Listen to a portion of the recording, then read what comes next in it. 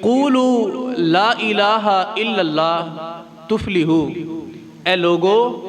تم کہہ دو کہ اللہ کے علاوہ کوئی عبادت کے لائق نہیں ہے۔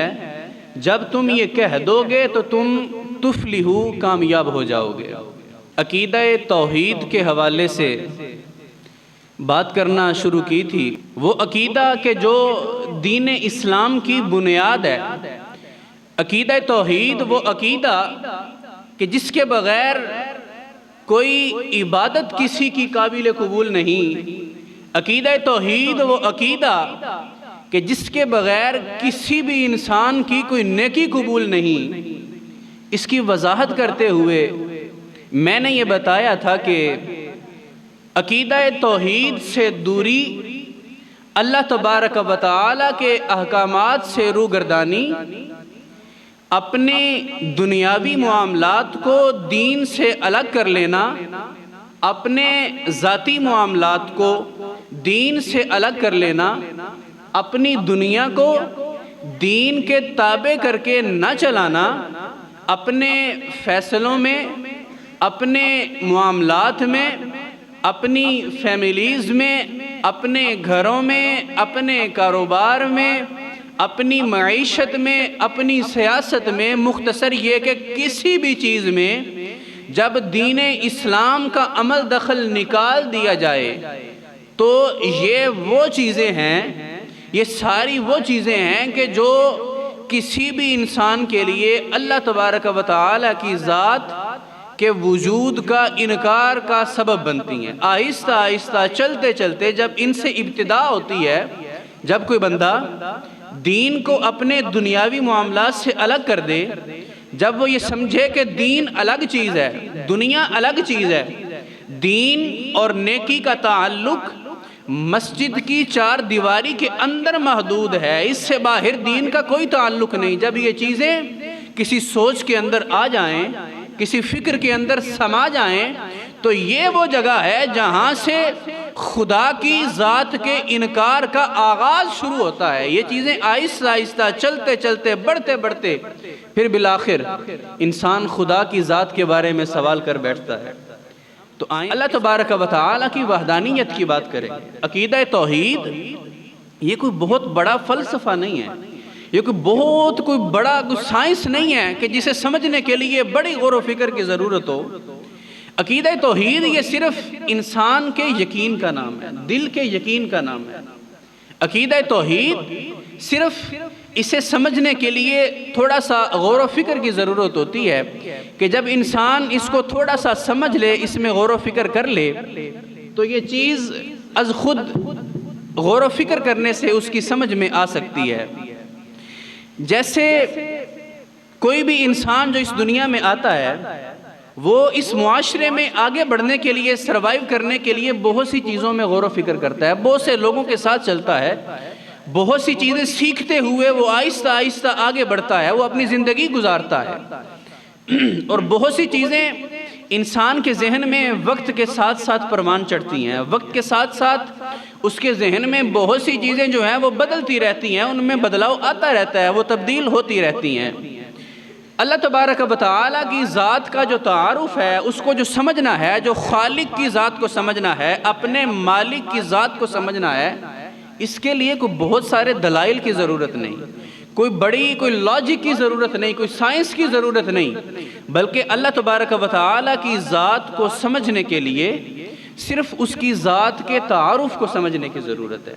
الہاد، بے دینی، گمراہی یہ وہ چیزیں ہیں جو انسان کے ذہن کے اندر شک کو پیدا کرتی ہیں، جو کسی بھی عام انسان کے ذہن کے اندر سوالات کو پیدا کرتی ہیں، جو کسی بھی انسان کے ذہن کے اندر اعتراضات کو جنم دیتی ہیں۔ اور توحید کا اقرار یہ کسی بھی مسلمان کے دل کو سکون فراہم کرتا ہے۔ یہ ان اعتراضات کو، ان سوالات کو از خود جب اس کا اقرار ہو جاتا ہے، جب کوئی بندہ توحید کو مان لیتا ہے، تو وہ سارے اعتراضات، وہ سارے سوالات از خود ختم ہو جاتے ہیں۔ تو اللہ تبارک و تعالی کی ذات کو سمجھنے کے لیے، ماننے کے لیے، جاننے کے لیے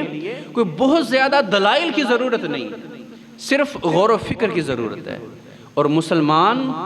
ہم تو ویسے بھی اللہ تبارک و تعالیٰ کی ذات کو بغیر کسی شک کے، بغیر کسی دلیل کے،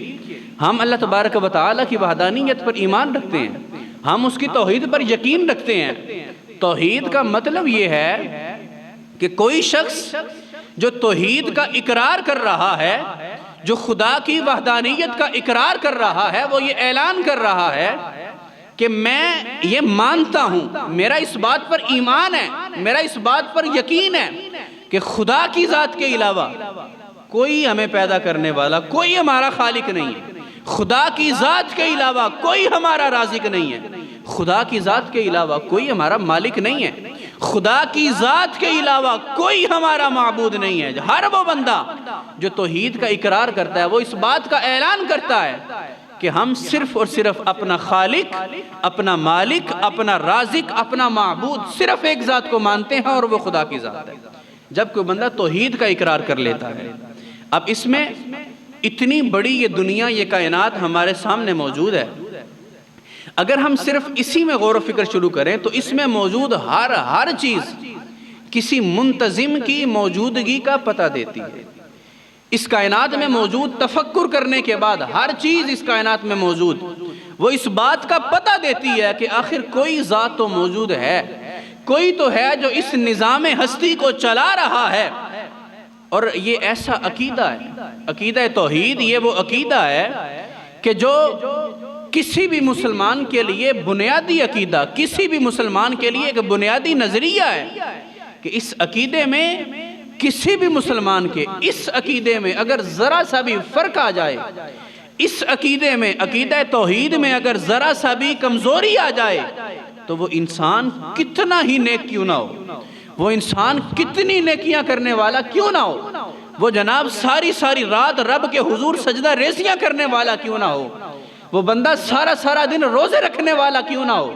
وہ ہر سال رب کے گھر کا طواف کرنے والا، حج کرنے والا ہی کیوں نہ ہو، وہ جناب 5 نمازیں مسجد کی پہلی صف میں کھڑے ہو کے تکبیر اولیٰ کے ساتھ پڑھنے والا ہی کیوں نہ ہو۔ جس بندے کے عقیدہ توحید میں کمزوری آ گئی، جس کا عقیدہ توحید مضبوط نہیں ہے، جو خدا کی ذات کے بارے میں شک میں آ جاتا ہے، وہ کتنی نیکیاں کرنے والا کیوں نہ ہو، اگر اس کے اس عقیدے میں کمزوری آ گئی تو یہ ساری نیکیاں رائیگاں جائیں گی، کوئی نیکی قبول نہیں ہوگی، ساری نیکیاں ضائع ہو جائیں گی، رائیگاں چلی جائیں گی۔ عقیدہ مضبوط توحید کا ہوگا تو ہی کوئی بھی نیکی قبول ہوگی۔ نبی علیہ السلام اس دنیا میں تشریف لائے تو نبی علیہ السلام اس دنیا میں ایک مقصد کے تحت تشریف لائے، اور آقا کریم صلی اللہ علیہ وسلم نے اپنی پوری زندگی اس مقصد کے حصول کی کوشش میں گزاری۔ اگر ہم نبی علیہ السلام کی زندگی کا مطالعہ کریں تو آپ کی زندگی کا ایک ایک لمحہ وہ اس خدا کی ذات پر بھروسہ کرتے ہوئے نظر آتا ہے، اس مالک کی ذات پہ توکل کرتے ہوئے نظر آتا ہے۔ زندگی کا ایک ایک لمحہ اگر پڑھ کے دیکھیں، نبی علیہ السلام کی زندگی میں کوئی مسئلہ آیا، کوئی پریشانی آئی، کوئی بھی مصیبت کا وقت آیا، نبی علیہ السلام نے مصلی بچھایا۔ مدینے میں رہتے ہوئے جب ایک صحابی آیا کہ حضور بارشیں نہیں ہو رہی، قحط سالی کا موسم آ گیا، خشک سالی کا موسم آ گیا، حضور پریشانی کا سامنا، نبی علیہ السلام نے مصلی بچھایا، رب کے حضور دعا کی، بارشیں زیادہ ہو گئیں، لوگ پریشان ہوئے، صحابی پھر آئے، حضور بارشیں بڑی ہو رہی ہیں، پریشانی کا سامنا، مصطفیٰ نے پھر مصلی بچھا لیا۔ کوئی پریشانی آئی، بارشیں نہیں ہو رہی تو مصلی بچھایا، بارشیں زیادہ ہو رہی ہیں تو مصلی بچھایا،